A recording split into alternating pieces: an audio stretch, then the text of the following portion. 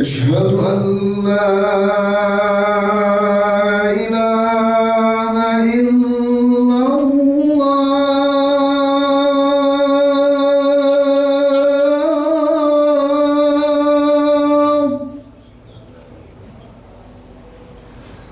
أشهد أن لا إله إلا الله.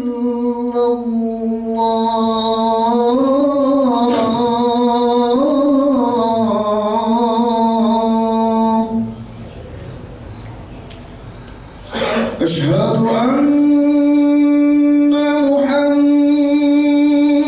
محمدًا رسول الله.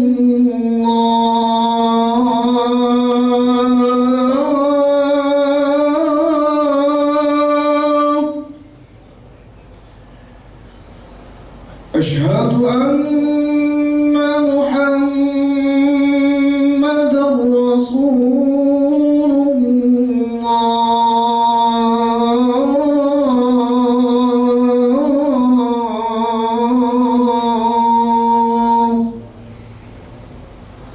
حي على الصلاة.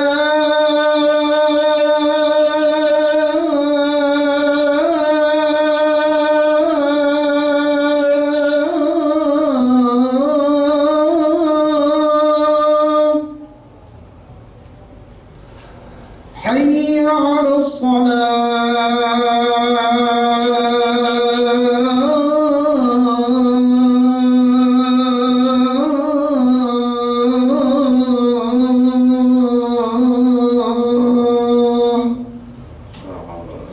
حي على الفلاح.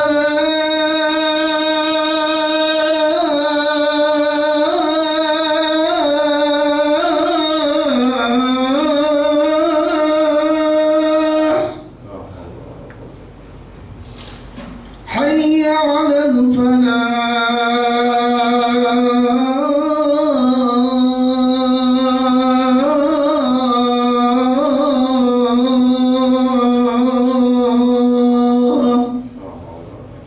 الله أكبر.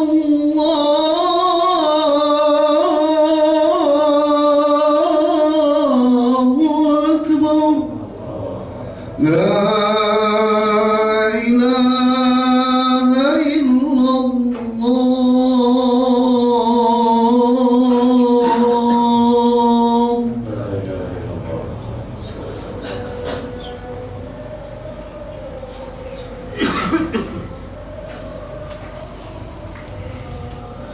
إن الحمد لله نحمده ونستعينه ونستغفره ونستهديه ونعوذ بالله من شرور أنفسنا ومن سيئات أعمالنا. من يهده الله فلا مضل له ومن يضلل فلا هادي له.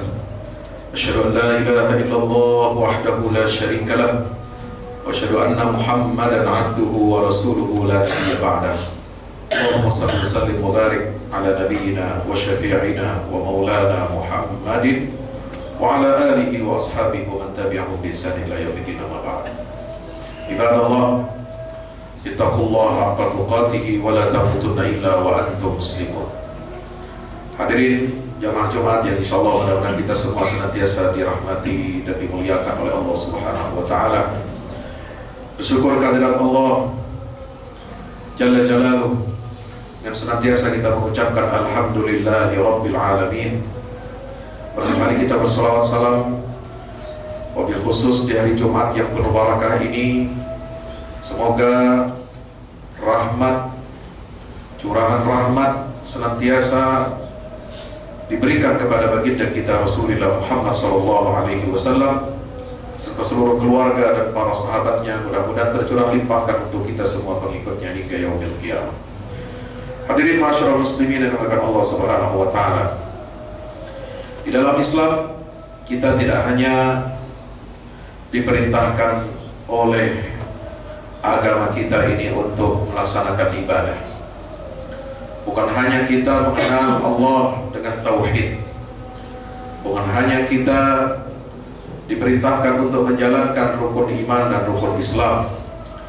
Tapi salah satu ciri orang-orang yang beriman adalah apabila mereka diperlakukan secara zalim, maka mereka harus membela diri. Itu disebut di dalam Al-Quran di surah Asy-Syura ketika membahas tentang ciri masyarakat Muslim. Wa amruhum syura bainahum. Salah satu perintah Allah di dalam surah Asy-Syura itu adalah bahwa ajaran Islam ini juga mencakup ajaran bagaimana kita mengelola hablum minallah dan hablum minan nas. Bukan hanya hubungan baik kita kepada Allah, tetapi juga hubungan baik kita dengan sesama manusia. Di antaranya adalah dengan menegakkan musyawarah dalam kehidupan sosial dan politik kita. Tidak boleh ada tindakan main hakim sendiri. Tidak boleh ada orang bebas untuk melanggar hukum, bahkan berada di atas hukum. Dia semena-mena melakukan kesewenang-wenangan, melakukan kezaliman yang tidak tersentuh oleh hukum. Maka Al-Quran mengatakan walladzina idza asabahumul baghyu hum yantasirun. Di antara ciri orang-orang yang beriman yang disebut di dalam rangkaian perintah Allah untuk kita bermusyawarah adalah, yaitu apabila orang-orang yang beriman itu mereka dizalimi, mereka dilanggar hak-haknya secara sistematis, maka mereka haruslah yantasirun, mereka harus membela diri dan harus menegakkan hukum dengan seadil-adilnya. Hadirin masyarakat muslim dirahmati Allah, kita hidup di abad ke-21 ini sudah meninggalkan masa jahiliyah, sudah meninggalkan era kelam yang namanya kolonialisme dan imperialisme. Bangsa-bangsa timur, terutama yang ada di Asia dan Afrika, semuanya setelah meraih kemerdekaannya, apakah itu dengan perlawanan rakyat semesta seperti yang dilakukan oleh bangsa-bangsa, mayoritas bangsa-bangsa di Asia dan Afrika, melakukan perlawanan rakyat semesta terhadap penjajah yang zalim, yang mengangkangi hukum, yang melanggar hak-hak rakyat pribumi, yang bercokol ratusan tahun di bumi kita, bangsa-bangsa timur terutama di Nusantara ini. Tetapi ada juga yang mendapatkan kemerdekaan yang merupakan hasil pemberian dari si pihak penjajah itu karena kebaikan hatinya. Tapi itu hanya segelintir saja. Di tengah situasi kita hidup sudah bebas dari penjajahan asing. Era kolonialisme dan imperialisme klasik sudah berakhir dengan berdirinya Perserikatan Bangsa-Bangsa yang menandakan berakhirnya Perang Dunia Kedua. Terjadi proses dekolonisasi di seluruh dunia, di mana pihak penjajah harus angkat kaki meninggalkan negeri-negeri jajahannya. Tetapi mereka tentu tidak akan tinggal diam. Mereka akan terus bagaimana berupaya, berikhtiar untuk menjajah negeri-negeri yang kaya raya dengan sumber daya alam itu, walaupun dengan cara yang halus, walaupun bisa di-remote control dari jarak jauh. Melalui apa? Melalui kaki tangannya, melalui jaringannya, melalui agen-agennya yang senantiasa menebarkan sifat inferiority kompleks, sifat kerendah dirian kita sebagai rakyat pribumi. Dianggapnya bahwa kita tidak sanggup untuk mengelola sumber daya alam kita sendiri. Kita tidak memiliki teknologi, kita tidak memiliki peradaban dan keadaban, dan tidak sanggup melakukan itu semua kecuali dengan bantuan mereka dan dengan modal mereka.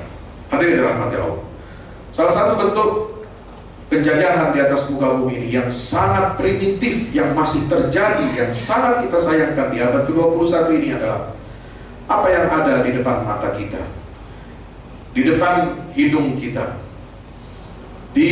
bisa kita saksikan, bisa kita lihat, scroll di media massa yang setiap saat, setiap waktu mampir di timeline media-media sosial kita. Di ujung jari kita bisa membaca, kita bisa mendengar, kita bisa melihat bagaimana penjajahan primitif yang dahulu sudah kenyang dari atas muka bumi ini, sebagaimana yang diamanatkan dalam konstitusi kita, bahwa penjajahan di atas muka bumi ini harus dihapuskan karena tidak sesuai dengan pri kemanusiaan dan pri keadilan sebagaimana naskah konstitusi berdirinya Republik Indonesia ini tahun 1945. Tetapi ternyata penjajahan yang primitif seperti itu masih ada, masih bercokol di negeri yang bernama Palestina, jantung dunia Islam, permata yang menjadi tambatan hati baginda Rasulullah Muhammad SAW, bumi Isra dan Mi'rajnya baginda Rasulullah SAW, kiblat pertamanya umat Islam, masjid kedua yang dibangun di atas muka bumi ini setelah Masjidil Haram, dan kota suci atau tempat tanah suci yang ketiga bagi umat Islam di seluruh penjuru dunia. Persoalan Palestina ini bukan hanya sekedar masalah tanah atau perebutan wilayah, tapi sebagaimana yang ditegaskan oleh salah seorang founding fathers kita, yaitu Dr. Muhammad Nasir. Beliau menulis dalam bukunya Masalah Palestina bahwa masalah Palestina itu bukan hanya sekedar yang sering digambarkan secara simplistis, bahwa itu hanya persoalan perebutan wilayah dan klaim atas tanah. Tetapi yang kita hadapi kaum muslimin pada saat ini adalah sebuah gerakan politik internasional yang berlandaskan akidah, yang bergerak secara sistematis, bukan hanya di negeri itu tetapi juga di seluruh dunia. Mereka mengendalikan sistem internasional ini untuk kepentingan kolonialisme modern atau yang disebut dengan neokolonialisme. Betul bahwa tidak ada lagi penjajahan di atas muka bumi ini seperti zaman dahulu, tetapi salah satu yang bisa kita rasakan hasil daripada dekolonisasi yang tidak sempurna dan tidak tuntas adalah masalah Palestina, di mana para pihak pemenang perang dunia ke-1 dan ke-2 ini memberikan celah yang sangat menyakitkan bagi kita umat Islam, di mana mereka menyerahkan tanah kaum muslimin kepada kaum Yahudi internasional sejak ditandatanganinya perjanjian Balfour pada tahun 1917 pada saat perang dunia pertama berkecamuk. Hadirin yang dimuliakan Allah Subhanahu wa Ta'ala. Lalu kemudian berlangsung terus-menerus peristiwa demi peristiwa, perang demi perang dikobarkan untuk yang pada akhirnya menghilangkan penjajahan di atas muka bumi ini. Tapi mereka, para pihak yang menandatangani piagam PBB ini, menyisakan sebuah PR besar bagi umat manusia, sekaligus juga penderitaan yang berkepanjangan bagi umat Islam saudara-saudara kita di Palestina, di mana mereka tidak memiliki tempat tinggal, terusir dari tanah kelahirannya, tanah leluhurnya.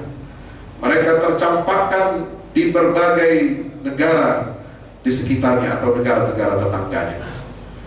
Mereka keluar dalam peristiwa Nakba tahun 1948. Lalu kemudian wilayah Palestina yang historis itu, yang menjadi bumi yang diberkati oleh Allah Subhanahu wa Ta'ala itu sejak tahun 1967, seluruhnya 100% dicaplok oleh kaum kelompok Zionis internasional yang mendirikan negara ilegal bernama Israel. Saudara yang dirahmati Allah Subhanahu wa Ta'ala, maka kita harus mengerti bahwa persoalan ini bukan hanya persoalan politik internasional, bukan hanya persoalan proses dekolonisasi yang tidak tuntas, tetapi di situ berkelindan dengan ideologi dan teologi Yahudi yang sangat berbahaya bagi kemanusiaan, bagi umat manusia, dan terutama ancaman langsung terhadap akidah Islamiyah. Al-Quranul Karim tidak kurang menurunkan ayat-ayat di dalam Al-Quranul Karim. Allah Subhanahu wa Ta'ala menurunkan ratusan ayat yang ditujukan kepada Nabi kita Muhammad SAW, bagaimana menghadapi makar kaum Yahudi di Madinah, dengan menceritakan pengalaman-pengalaman nenek moyang mereka ketika mereka mengkhianati para nabi-nabi di kalangan Bani Israel. Al-Quran menyingkap dan membongkar karakter-karakter buruk bangsa Yahudi ini untuk menjadi pelajaran bagi kita semua. Bahwa kita tidak boleh polos, kita tidak boleh lugu dengan kelompok orang seperti ini yang disebutkan di dalam Al-Quran sebagai ulaika hum syarrul bariyah, seburuk-buruk makhluk. Itu sudah vonis dari Allah Subhanahu wa Ta'ala, bukan kita yang memberikan cap ini.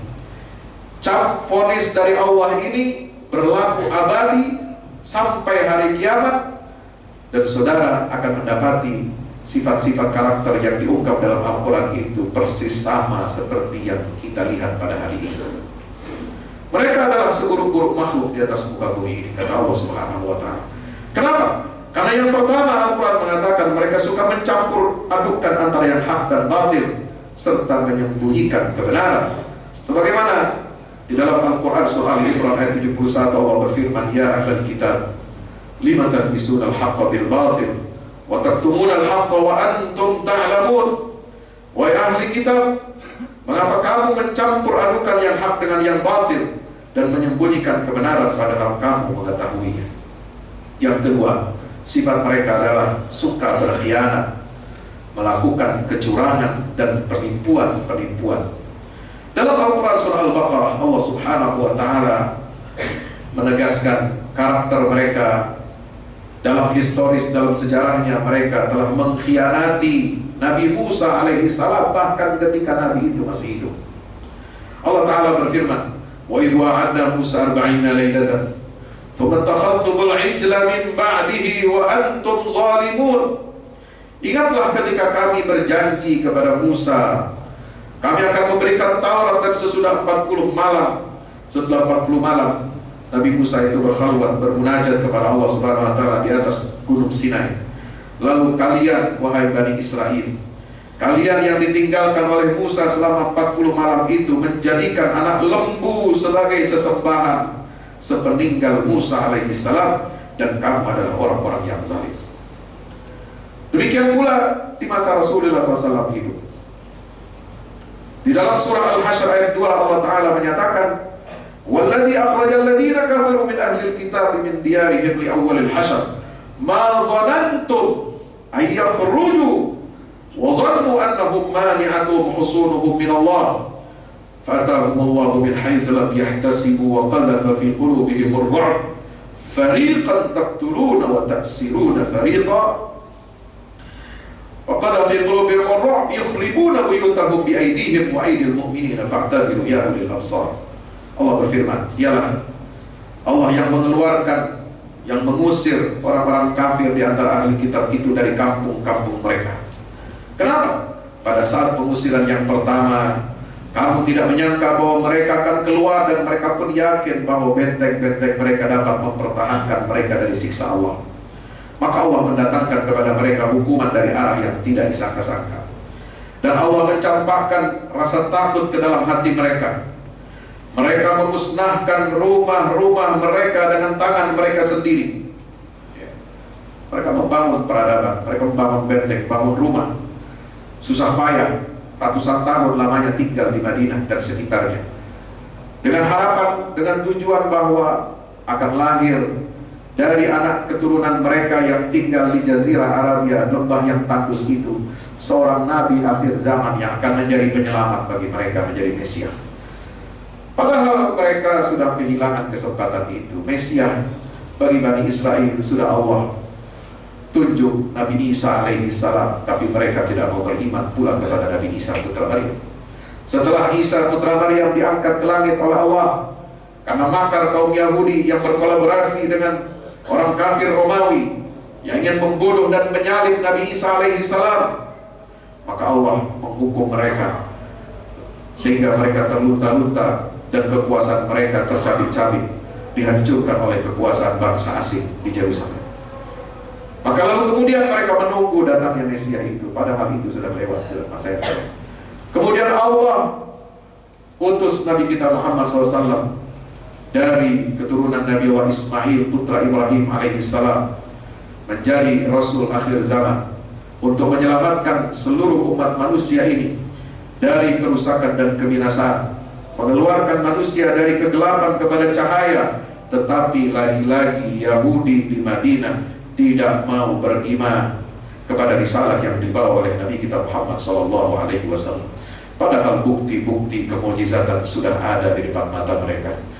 Bukti-bukti kebenaran yang dibawa oleh Nabi SAW, ciri-ciri nubuah yang ada pada diri Nabi Muhammad SAW sebagaimana tergambar dalam kitab Taurat dan Injil yang mereka yakini, sudah ada di hadapan mereka. Tapi mereka tetap ingkar dan khianat kepada risalah Allah Subhanahu wa Ta'ala.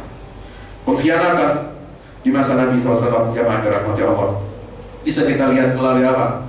Melalui peristiwa pengkhianatan Bani Qainuqa, ketika orang-orang Yahudi melecehkan seorang wanita muslimah. Lalu kemudian wanita muslimah ini meminta pertolongan. Lalu ada seorang pemuda muslim yang kemudian memukuli laki-laki Yahudi yang melecehkan wanita muslimah. Lalu kemudian laki-laki muslim ini kemudian diserbu, dikeroyok oleh orang-orang Yahudi sampai dia mati. Maka Nabi SAW kemudian keluar memerintahkan umat Islam untuk membawa pasukan untuk mengevakuasi Bani Qainuqa dari perkampungannya. Peristiwa yang kedua adalah pengkhianatan Bani Nadir. Bani Nadir, mereka mencoba untuk melakukan assassination terhadap Rasulullah Muhammad SAW.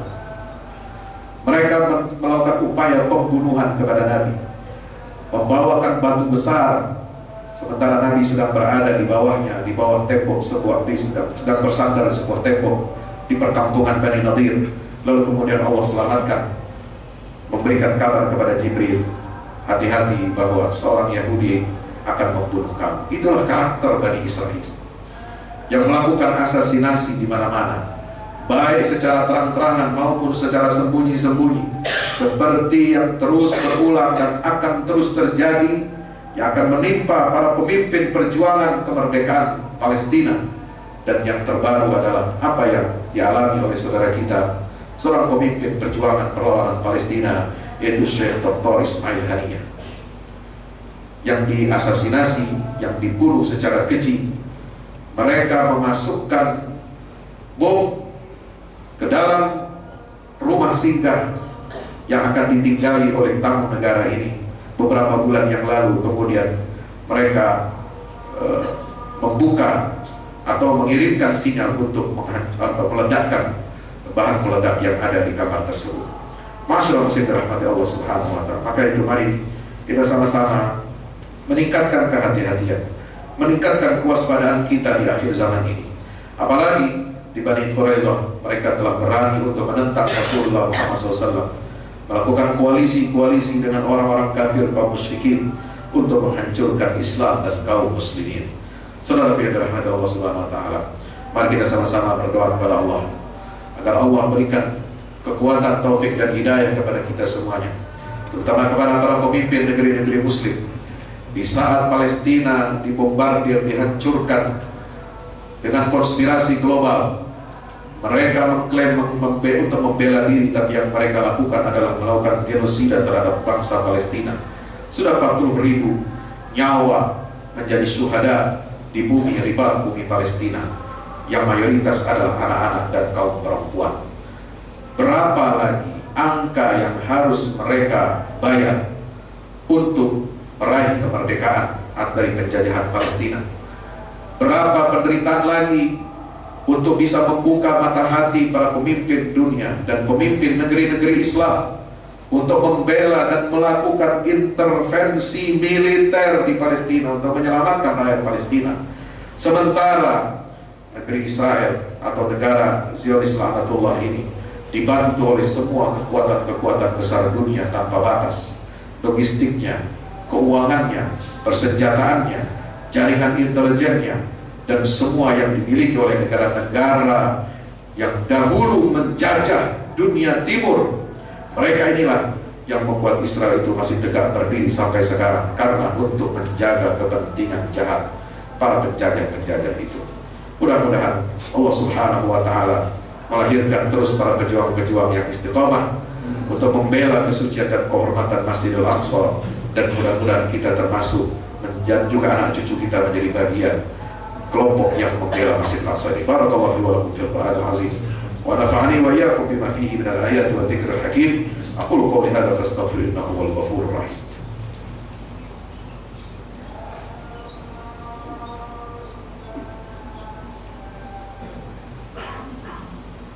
الحمد لله وحده صدق وعده ونصر عبده وأعز جنده وهزم الأحزاب وحده. أشهد أن لا إله إلا الله وحده لا شريك له وأشهد أن محمدا عبده ورسوله لا نبي ولا رسول بعده. اللهم صل على محمد وعلى آل محمد. الصلاة والسلام عليك يا رسول الله. عباد الله، أوصي نفسي وإياكم بتقوى الله. اتقوا الله حق تقاته ولا تموتن إلا وأنتم مسلمون. اعلموا أن الله أمركم بأمر بدأ فيه بنفسه وثنى بملائكة مسبحة بقدسه. فقال تعالى: إن الله وملائكته يصلون على النبي يا أيها الذين آمنوا صلوا عليه وسلموا تسليما. اللهم صل على محمد وعلى آل محمد. الصلاة والسلام عليك يا رسول الله. Hadirin rahmati Allah, sedikit sebagai penutup khutbah yang singkat ini, bahwa ternyata Bani Israel, Zionis internasional ini bukan hanya melakukan genosida fisik terhadap kita umat Islam di Palestina. Kalau itu hanya terjadi di sebuah lokasi kecil di Palestina, yaitu di jalur Gaza, tapi mereka juga melakukan genosida akidah dan pemikiran umat Islam dengan narasi-narasi yang menyesatkan yang mereka sebarkan ke seluruh penjuru dunia Islam. Untuk apa? Untuk membuat kita murtad dari agama Islam yang hanif, yang dari Allah Subhanahu wa taala. Ini sebagaimana diungkapkan dalam firman Allah surah Al-Baqarah 109. Wadda katsirun min ahli al-kitab law yaruddunakum min ba'di imanikum kuffara hasadan min 'indi anfusihim min ba'di ma tabayyana lahumul haqq fa'fu wasfahu hatta ya'ti Allah bi amrihi inna Allah 'ala kulli syai'in qadir. Sebagian besar dari ahli kitab menginginkan agar umat Islam ini itu kemudian kembali kepada kekufuran setelah mereka beriman kepada Allah Subhanahu wa taala. Kenapa? Karena dengki yang timbul dari diri mereka terhadap keistimewaan yang dimiliki oleh umat Rasulullah Muhammad SAW. Salah satunya adalah mereka menebarkan virus-virus yang sangat berbahaya untuk mendangkalkan akidah kita, yaitu dengan menyerukan penyatuan tiga agama, Yahudi, Kristen, dan Islam ke dalam satu agama, yaitu Abraham Religion. Mudah-mudahan Allah jaga kita dari makar fitnah mereka ini. Allahumma salli ala Muhammad wa ala ali Muhammad. Salatu wassalamu alaika ya Rasulullah. Allahumma ighfir lil muslimin wal muslimat wal mu'minin wal mu'minat al ahya'i minhum wal amwat innaka ya rabbana sami'un qaribun mujibud da'wat. Allahumma ansur al-islam wa 'izzal muslimin wa 'ali bi fadlika kalimatil haqqi ila yaumiddin.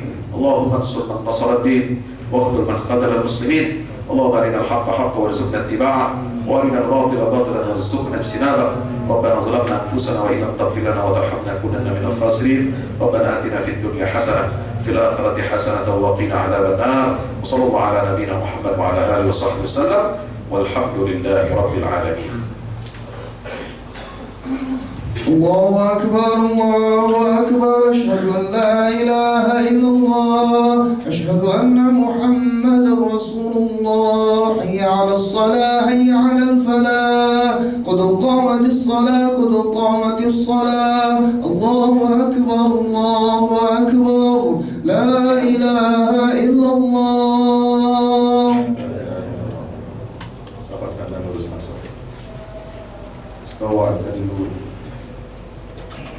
الله أكبر.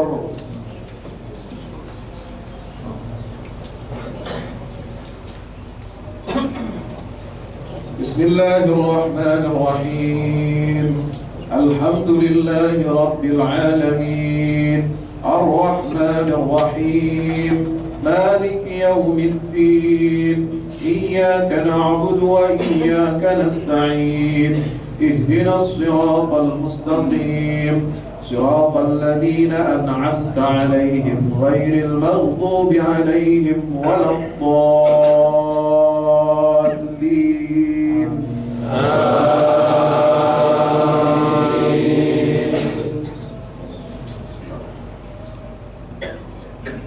والضحى والليل إذا سجى ما ودعك ربك وما قلى وللآخرة خير لك من الأولى ولسوف يعطيك ربك فترضى ألم يجدك يتيما فآوى ووجدك ضالا فهدى ووجدك عائلا فأغنى فأما اليتيم فلا تقهر وأما السائل فلا تنهر وأما بنعمة ربك فحدث. الله أكبر. سمع الله لمن حمده. الله أكبر.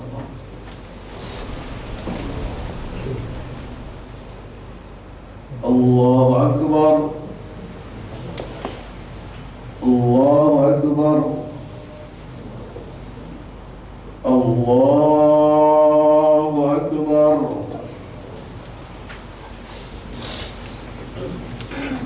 بسم الله الرحمن الرحيم. الحمد لله رب العالمين الرحمن الرحيم مالك يوم الدين إياك نعبد وإياك نستعين اهدنا الصراط المستقيم صراط الذين أنعمت عليهم غير المغضوب عليهم ولا الضالين.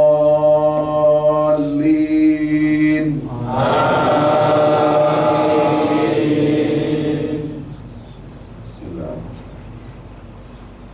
إذا جاء نصر الله والفتح ورأيت الناس يدخلون في دين الله أفواجا فسبح بحمد ربك واستغفره إنه كان توابا. الله أكبر. سمع الله لمن حمده. الله أكبر. الله أكبر. الله أكبر. الله أكبر. التحيات.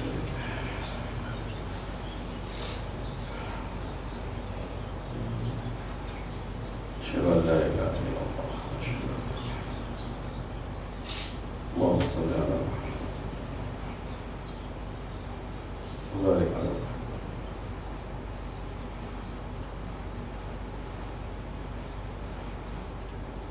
اللهم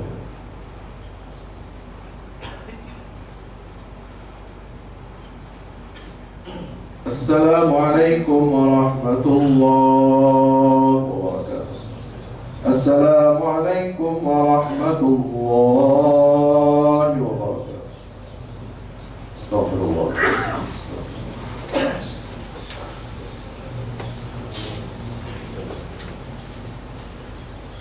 Mari kita lanjutkan dengan sholat baik. Sebenarnya yang tadi disampaikan dari kami. Niatnya bukan niat sholat ala halil mayyit, tapi tambah ya. Pada siapa? Pada Ismail Haniyah Thawaibat ya. Arba takbiratin lillahi ta'ala. 4 kali takbir. Setelah takbir pertama baca surah Al-Fatihah, takbir yang kedua setelah itu baca sholawat, yang ketiga baca doa ampunan, dan yang keempat juga baca doa. Allahu Akbar.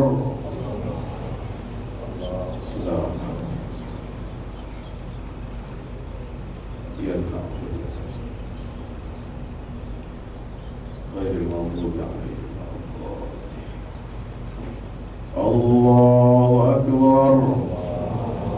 Allahumma shalli ala Muhammad. Barik ala Muhammad.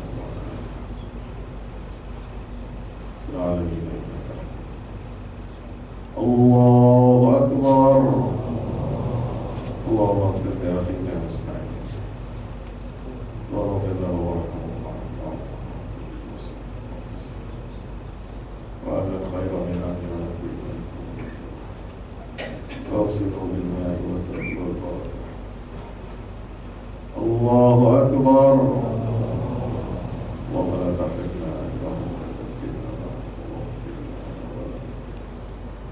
Assalamualaikum warahmatullah.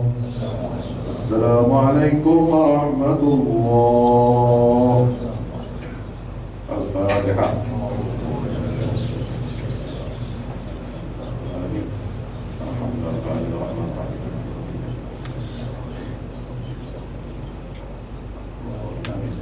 اللهم الحمد لله رب العالمين حمدا يوافي نعمك وفي مزيدا. ربنا لك الحمد ولك الشكر كما ينبغي لجلال وجهك وعظيم سلطانك. اللهم صل وسلم وبارك على سيدنا محمد في الاولين، صل وسلم على سيدنا محمد في الاخرين، صل وسلم على سيدنا محمد حتى ترث الارض ومن عليها وانت خير الوارثين. ربنا ظلمنا انفسنا وان لم تغفر لنا وترحمنا لنكونن من الخاسرين. اللهم اغفر لجميع شهدائنا، اللهم اغفر لموتانا وموتى المسلمين. اللهم اغفر لأخينا إسماعيل هنية أبو العرب. اللهم اغفر له وارحمه وعافه واعف عنه وأكرم نزله ووسع مدخله وأبدله دارا خيرا من داره وأهلا خيرا من أهله ونقيه من الذنوب والخطايا كما ينقى الثوب الأبيض من الدنس واغسله بالماء والثلج والبرد. اللهم عافنا في أبداننا وعافنا في أسماعنا وعافنا في أبصارنا أبدا ما أبقيتنا برحمتك يا أرحم الراحمين. اللهم لا تدع لنا في مقامنا هذا ذنبا إلا غفرته، ولا هما إلا فرجته، ولا دينا إلا قضيته، ولا مريضا إلا شفيته، ولا ميتا إلا رحمته، ولا حاجة من حوائج الدنيا لك فيها رضا ولنا فيها صلاح إلا قضيتها ويسرتها يا رب العالمين. اللهم انصر إخواننا المجاهدين في فلسطين وفي غزة في كل مكان من بقاع الأرض يا رب العالمين. اللهم ثبت أقدامهم وسدد رميهم وأطلق ألسنتهم ووحد صفوفهم وأهلك أعداءهم أعداءك أعداء الدين من اليهود الغاصبين المعتدين برحمتك يا أرحم الراحمين. اللهم أهلك اليهود الغاصبين، اللهم دمرهم تدميرا وزلزل الأرض من تحت أقدامهم. اللهم احصهم عددا واقتلهم بددا ولا تبق منهم أحدا برحمتك يا أرحم الراحمين. ربنا آتنا من الدنيا حسنة وفي الآخرة حسنة وقنا عذاب النار وادخلنا الجنة مع الأبرار يا عزيز يا غفار يا رب العالمين. وصلى الله على نبينا محمد وعلى آله وصحبه وسلم والحمد لله رب العالمين.